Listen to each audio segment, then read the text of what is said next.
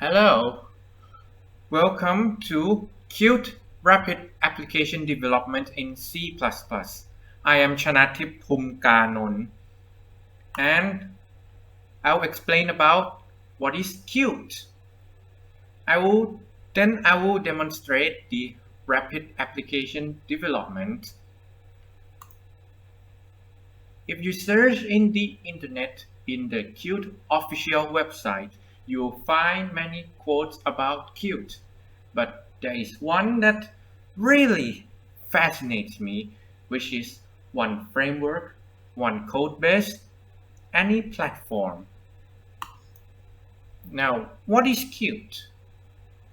Qt is a software framework for rapid multi-platform application development.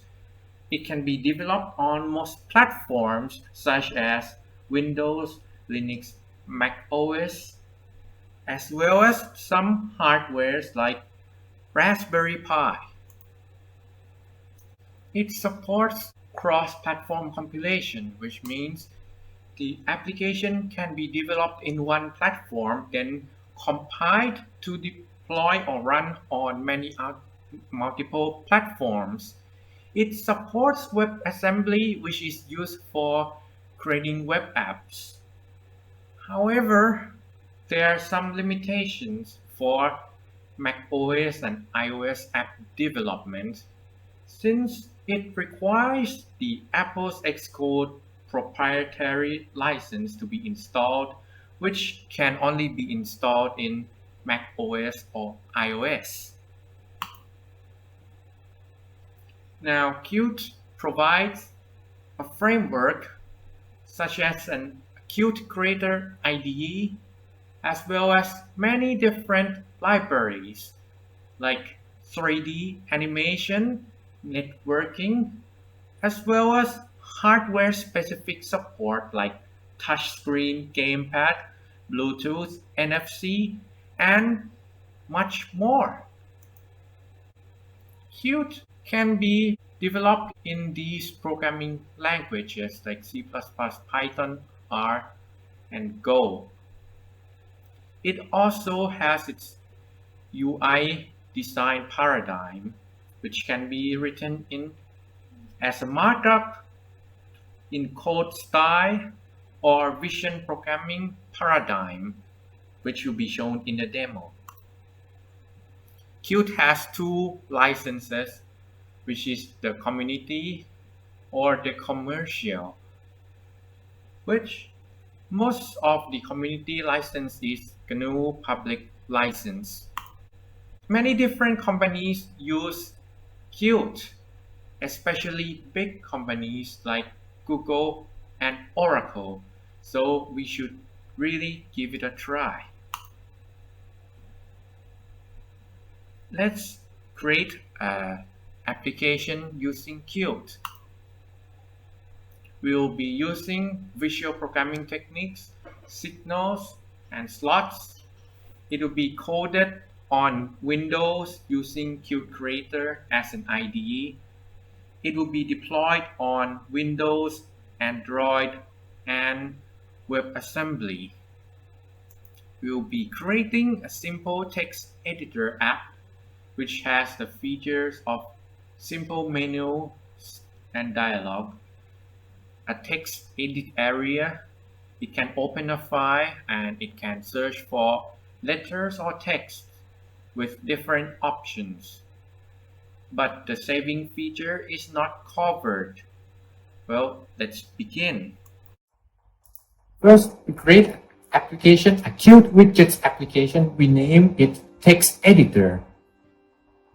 Then click next, and finish. Then we go to the visual paradigm and we get the text area. Then we create a menu which will have open and exit. Then we create another menu, edit, for finding the text area. Then we try to compile it. And we have a simple text editor now. Now let's add some labels for the file name that we open. We name untitled. Then we adjust the layout of our user interface. Let's compile it. Okay.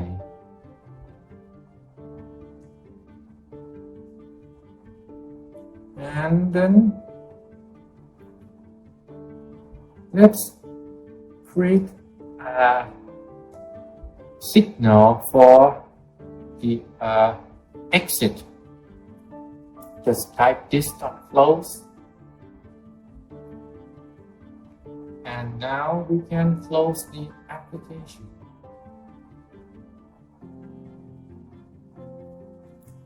Let's add a signal for open so we can open a file.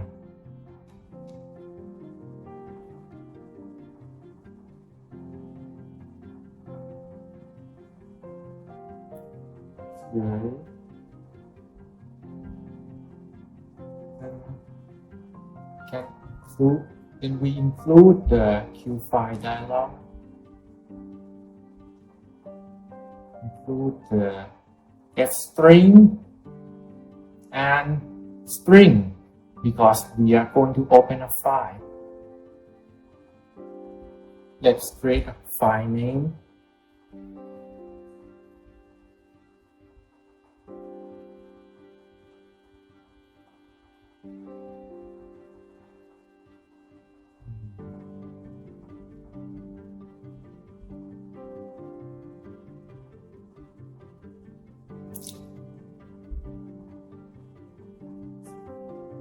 Now, this right here is a dialog for opening the file. When you click on the open, it will show the dialog for us to search for the file.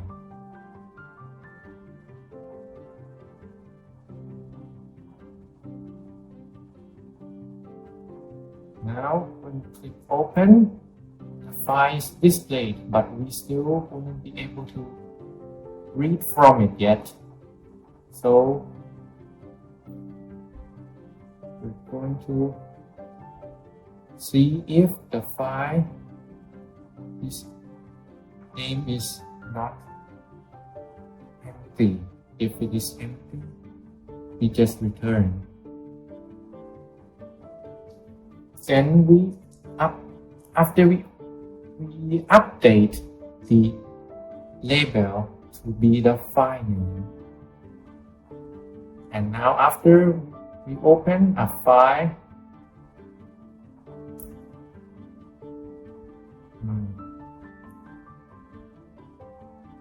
now the file name is displayed on the label.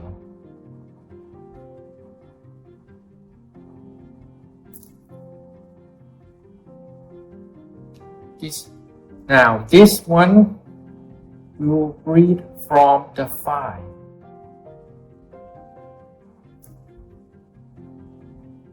Then we will get the contents of what we read from the file, and we will update the text edit area.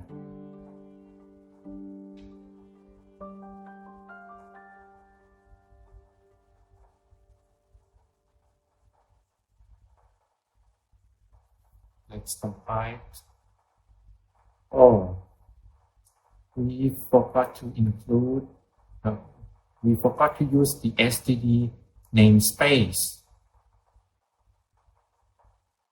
Alright, now we can open the file properly now. There we go. But we do not have the find yet. So we will be trying to implement the find. We'll create a new form class, a new UI file. We'll name it FindDialog. FindDialog. which will create a UI file as well as the class file for this specific dialog UI.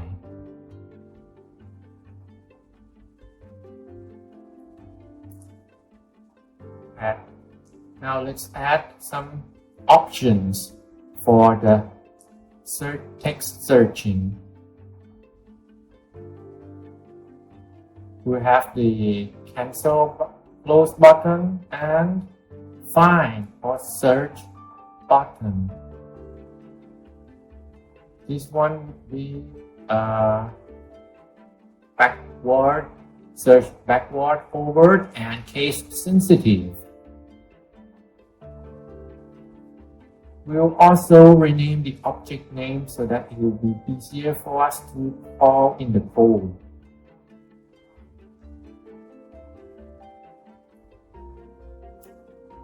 Then we will adjust. After we finish naming this, we will adjust the layout.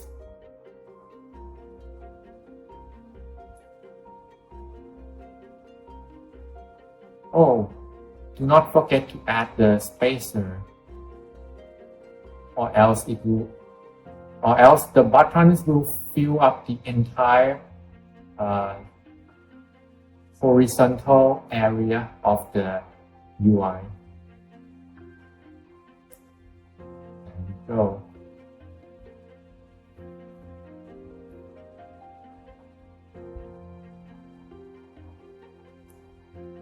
Now let's create a keyword. Let's define a keyword.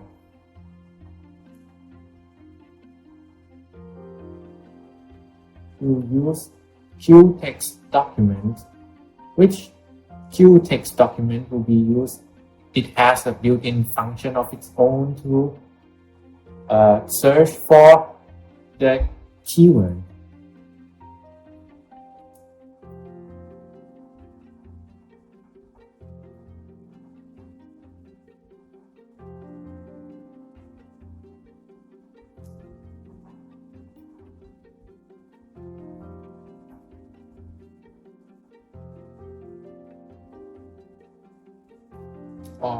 And on the line 20, we check if the keyword is not empty, so that we will perform the actions if it is not empty.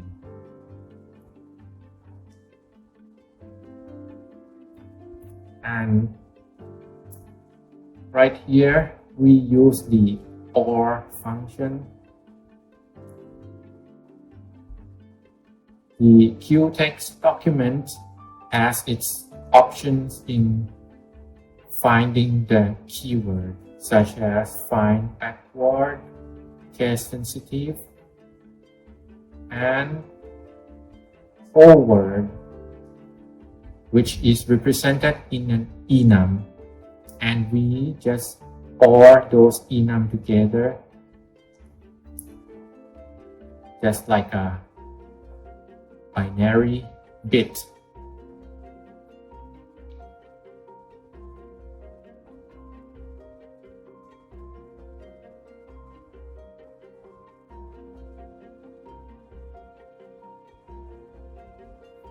Now we have to, let's create a signal.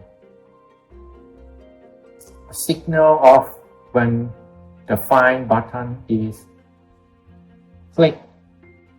The signal that will be sent when the find button is clicked.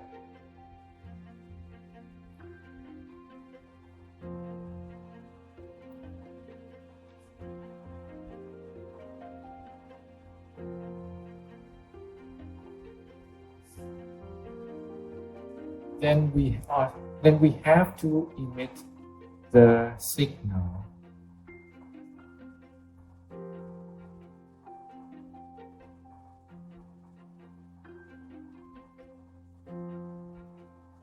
Now we include our header file FindDialog.h, and then we create a slot called on FindDialog button clicked. This slot will receive the signal that was sent on the Find button click.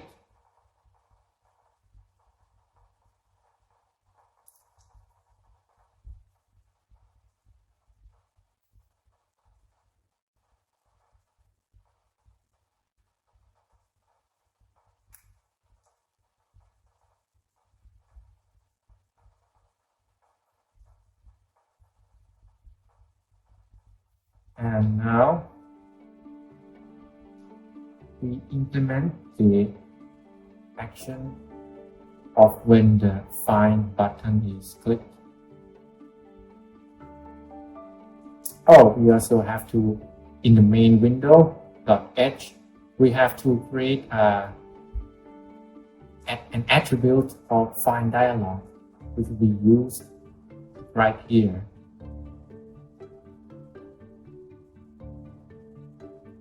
So if FindDialog is equal to now pointer, we will create a dialog, a FindDialog, which means that if there is no FindDialog that is open yet, then we will create a FindDialog. Oh, and right here, connect. We kind of bind the signal and the slot together. And we show the dialog.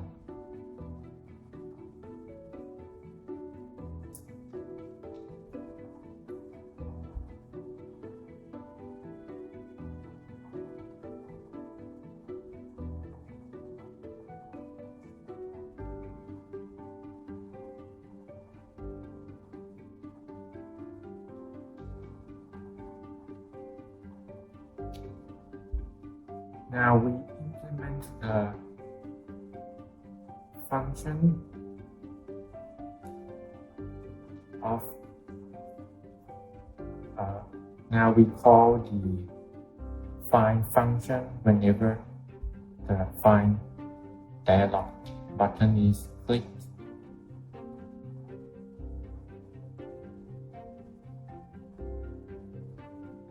The message box here is the now we create a message box if there is no the text or the word is not found when we are trying to find the keyword.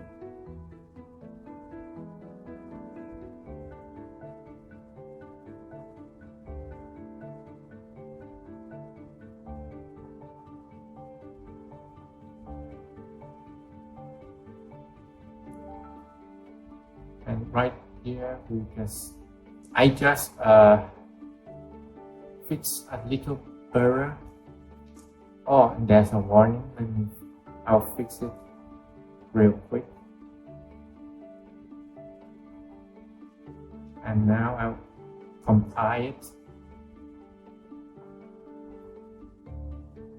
And now we have the find dialog. And that's the queue message box when we were not able to find the keyword.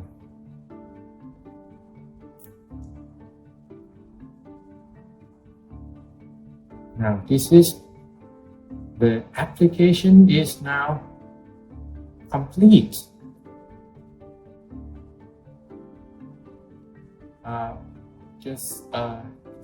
We've got to close the find dialog. Now it's complete for real. This time we can deploy it on Android. So we choose the compiler, the Android compiler, and we deployed it on an Android phone. But there must be some settings also to make it possible to deploy it on an Android phone. The setting must be like permissions must be allowed from the USB to install foreign apps. or things like that in the phone.